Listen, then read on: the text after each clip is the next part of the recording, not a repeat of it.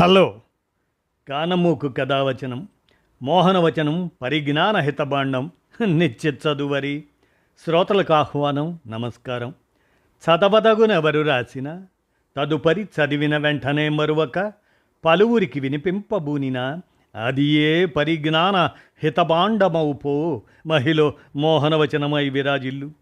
పరిజ్ఞాన హితబాండం లక్ష్యం ప్రతివారీ సమాచార హక్కు.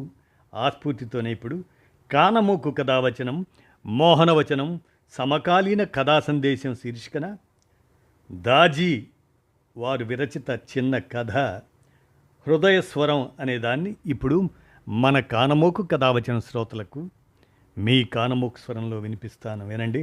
హృదయస్వరం దాజీ అనేవారు విరచించిన ఈ అంశం, ఈ చిన్న కథ ఇక వినండి. కథలోకి ప్రవేశిద్దాం. నా కూతురి పెళ్లి ఏర్పాట్ల కోసం నేను కొన్ని రోజులు ఆఫీస్కు సెలవు పెట్టాను. ఆ రోజు పని ముగించుకొని ఇంటికి రాగానే నా భార్య ఒక కవర్ ఇచ్చింది. ఆ కవర్ పైన ఏమీ లేదు, కానీ పంపిన వారి పేరు చూడగానే నాలో ఆశ్చర్యం, ఉత్సుకత రెండూ కలిగాయి. అమర్ విశ్వాస్.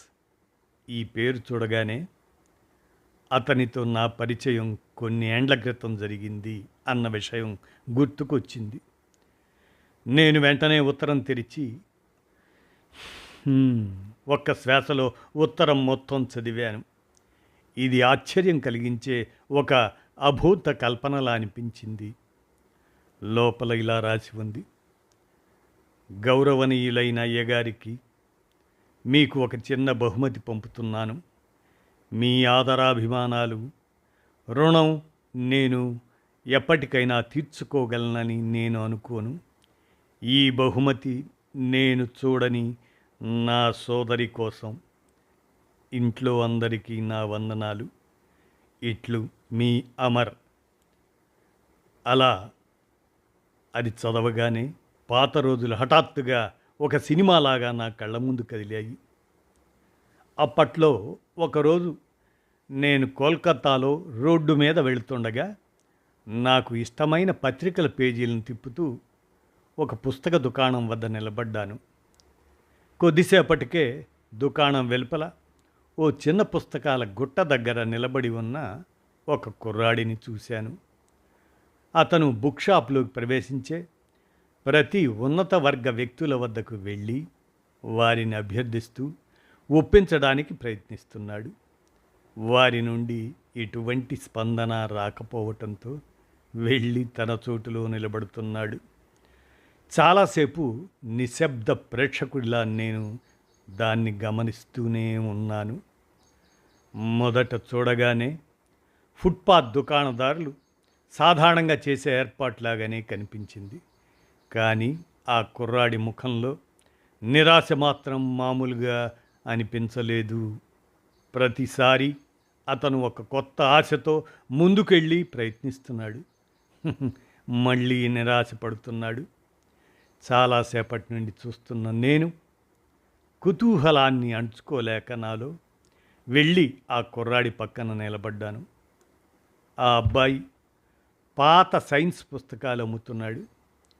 నన్ను చూడగానే అతని కళ్ళలో మళ్ళీ ఆశ కలిగి ఎంతో ఉత్సాహంతో పుస్తకాలు చూపించడం మొదలుపెట్టాడు. నేను ఆ అబ్బాయిని పరిశీలించాను. చక్కగా శుభ్రంగా కనిపించాడు. ముఖంలో విశ్వాసం కనిపించింది. చాలా సాధారణమైన దుస్తులు ధరించి ఉన్నాడు. అది శీతాకాలం అయినా ఒక తేలికపాటి స్వెటర్ మాత్రమే వేసుకొని ఉన్నాడు ఆ అబ్బాయి. ఆ పుస్తకాలు నాకేమీ పనికిరావు, అయినా ఏదో సమ్మోహనావస్థలో ఉన్నట్లుగా నేను బాబు, ఈ పుస్తకాల ఖరీదెంత అని అడిగాను. ఎంత ఇవ్వగలరు సార్? ఆ పిల్లవాడు అడిగాడు. నేను నువ్వు ఎంతో కొంత మొత్తం అనుకొని ఉంటావు కదా, అది చెప్పు. మీరు కూడా ఎంతో మొత్తం ఇవ్వాలి అని అనుకొని ఉంటారు కదా సార్, మీరు ఎంత ఇవ్వగలిగితే అంత ఇవ్వండి సార్ అన్నాడు ఆ కుర్రాడు కాస్త నిరాశగా. అయితే నీకెంత కావాలి? మళ్ళీ అడిగాను. నేను అతనితో కేవలం కాలక్షేపం చేస్తున్నాననుకొని ఆ కుర్రాడు కాసేపు ఆలోచించి 5,000 అని కొంచెం కటువుగా అన్నాడు. ఈ పుస్తకాలకు ఎవరైనా 500 ఇచ్చినా అది చాలా ఎక్కువ. అతన్ని బాధ పెట్టాలని నేను అనుకోలేదు. కానీ గబుక్కన ఆ మాటలు నా నోట్లోంచి బయటకు వచ్చాయి.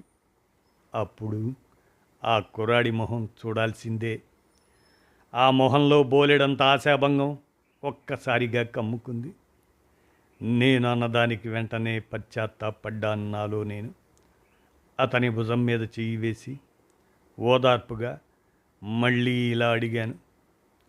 చూడు నాయనా, నువ్వు పుస్తకాలు అమ్మేవాడివని నేను అనుకోవట్లేదు. అసలు విషయం ఏమిటో స్పష్టంగా చెప్పు. నీకేం కావాలి? దాంతో ఆ కుర్రవాడు ఒక్కసారిగా ఏడవటం మొదలుపెట్టాడు. బహుశా చాలా కాలపు నిరాశ అతని సహనాన్ని పరీక్షించి ఉండవచ్చు.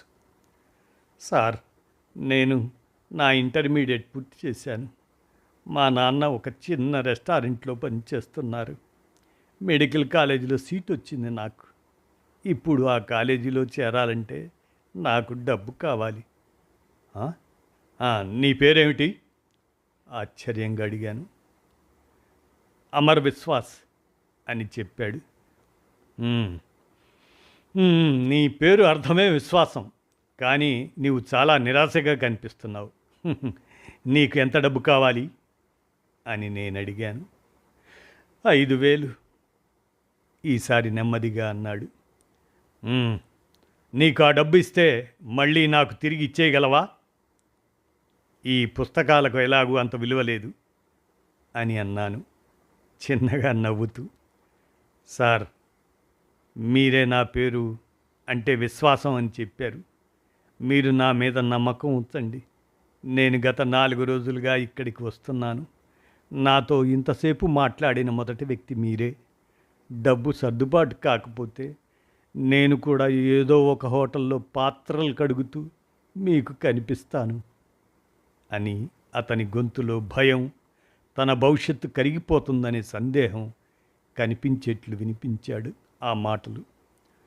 ఆ గొంతులో, ఆ స్వరంలో ఏముందో నాకు తెలియదు, కానీ నా హృదయంలో అతనికి సహకరించాలనే భావన ఉద్భవించింది.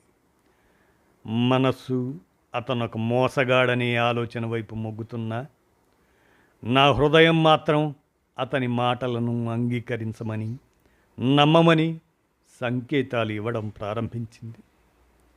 చివరికి నా హృదయమే గెలిచింది. నా పర్సులోంచి షేర్ మార్కెట్లో పెట్టుబడి కోసం పక్కన పెట్టుకున్న 5,000 తీసి అతనికి ఇచ్చాను. ఇది నాకు కూడా చాలా పెద్ద మొత్తమే, కానీ దాన్ని తీసి ఇవ్వడానికి ఏ స్వరం నన్ను ఒప్పించిందో నాకు తెలియదు. చూడు బాబు, నీ సంకల్పం ఎంత దృఢమైనదో, నీ మాటలు ఎంత శక్తివంతమైనవో నాకు తెలియదు, కానీ నా హృదయంలో నీకు సహాయం చెయ్యాలని అనిపించింది కాబట్టి ఇలా చేస్తున్నాను. నాకు ఒక కూతురు ఉంది, నీకంటే 4-5 ఏళ్ళు చిన్నది. పేరు మినీ. మా పాప కోసం ఒక బొమ్మ కొన్నాను అని అనుకుంటాను అంటూ అమర్కు డబ్బు ఇస్తూ ఆ మాట చెప్పాను. అమర్ కంగు తిన్నాడు. బహుశా అతనికి ఇది నమ్మశక్యంగా ఉండి ఉండకపోవచ్చు. కళ్ళల్లో నీళ్లతో అతను నా పాదాలను తాకినప్పుడు 2 కన్నీటి చుక్కలు కూడా నా పాదాలను తాకాయి. ఈ పుస్తకాలను మీ కారులో పెట్టవచ్చా అని అడిగాడు. అవసరం లేదు, వీటిని నీ దగ్గరే పెట్టుకో. ఇది నా విజిటింగ్ కార్డ్. నీకేదైనా అవసరం వస్తే నాకు చెప్పు అని అన్నాను. అతను విగ్రహంలా నిలబడిపోయాడు. నేను వెళ్తూ అతని భుజం తట్టి కారు స్టార్ట్ చేసుకొని అక్కడి నుండి వెళ్ళిపోయాను. కారు నడుపుతున్నప్పుడు జరిగిన ఆ సంఘటన నా మనస్సులో మెదులుతూనే ఉంది. నేను జరిపిన వ్యవహారం గురించి ఆలోచిస్తూ ఉన్నాను. అందులో సందిగ్ధతే ఎక్కువగా ఉంది.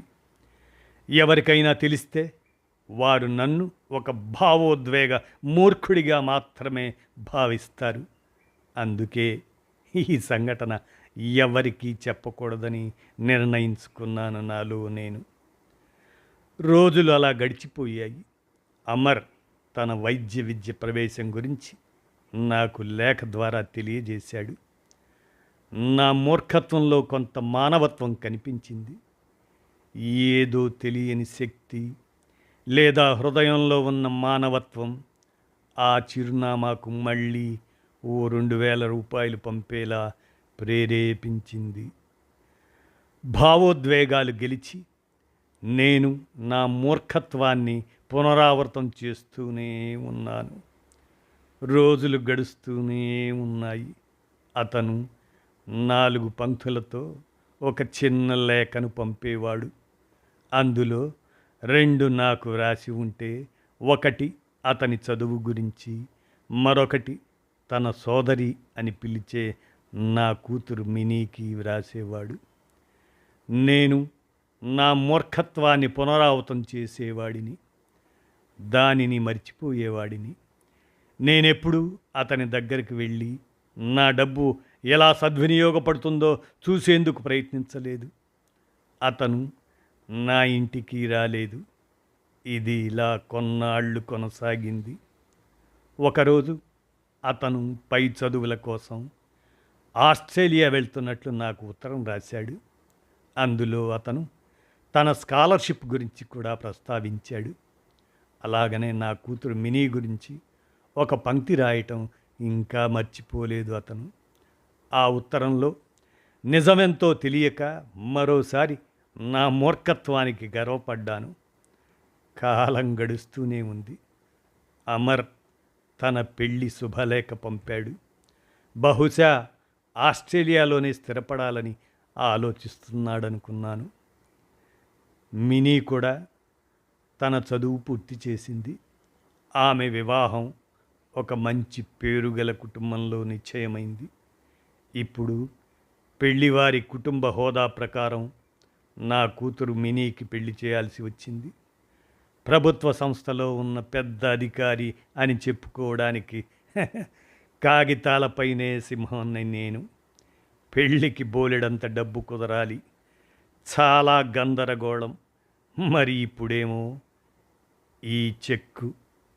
నేను నా ప్రపంచానికి తిరిగి వచ్చాను. అమర్ మరోసారి గుర్తుకొచ్చి అతనికి కూడా నా కూతురు మినీ పెళ్ళికి ఆహ్వానాన్ని పంపాను. మా ఇంట్లో పెళ్లి సందడి మొదలైంది. నేను నా భార్య ఏర్పాట్లలో మునిగిపోతే మినీ ఆమె స్నేహితులతో హడావుడిగా ఉంది. మా వరండాలోకి పెద్ద కారు వచ్చి ఆగింది. డ్రైవర్ కారు డోరు తెరవగా దర్జాగా కనపడుతున్న ఒక వ్యక్తి తన భార్య, ఆమె ఒడిలో చంటిబిడ్డతో సహా దిగారు. ఈ వ్యక్తిని ఇంతకు ముందు ఎక్కడో చూశానని అనుకుంటూ నేను తలుపు వద్ద నిలబడి ఉన్నాను. అతను వచ్చి నా పాదాలను, ఆపై నా భార్య పాదాలను కూడా తాకాడు. చాలా గౌరవంగా, సార్, నేను అమర్ విశ్వాస్ను అన్నాడు. నా భార్య ఆశ్చర్యంగా నిలబడిపోయింది. నేను గర్వంగా అతన్ని కౌగిలించుకున్నాను. అతని పిల్లవాడు నా భార్య ఒడిలో ఆడుతున్నాడు. నా కూతురు మినీ కొంత సందేహాస్పదంగా చూస్తుంది. అమర్ తనతో పాటు చాలా బహుమతులు తెచ్చాడు. నా కూతురు మినీని చాలా ఆప్యాయంగా కౌగలించుకున్నాడు. ఒక సోదరుణ్ణి పొందటం ఆమెకు చాలా సంతోషం కలిగించింది. ఒక పెద్దన్నయ్యలాగా చేయాల్సిన అన్ని విధులను చేయటంలో అమర్ విశ్వాస్ నిమగ్నమయ్యాడు. నాపై ఎలాంటి పెద్ద బాధ్యతలేవీ పెట్టలేదు. నన్ను ఒక్క పైసా కూడా ఖర్చు పెట్టనివ్వలేదు. అతను భారతదేశంలో ఉన్న అన్ని రోజులు చాలా త్వరగా గడిచిపోయినట్లు అనిపించింది మాకు, మా కుటుంబానికి.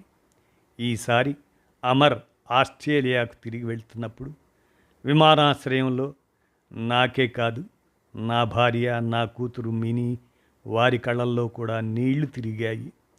విమానం ఆకాశాన్ని తాకటానికి ఎత్తుకు వెళ్తున్న కొద్దీ దానితో పాటు నా విశ్వాసం కూడా ఆకాశం అంత ఎత్తుకు ఎదిగింది.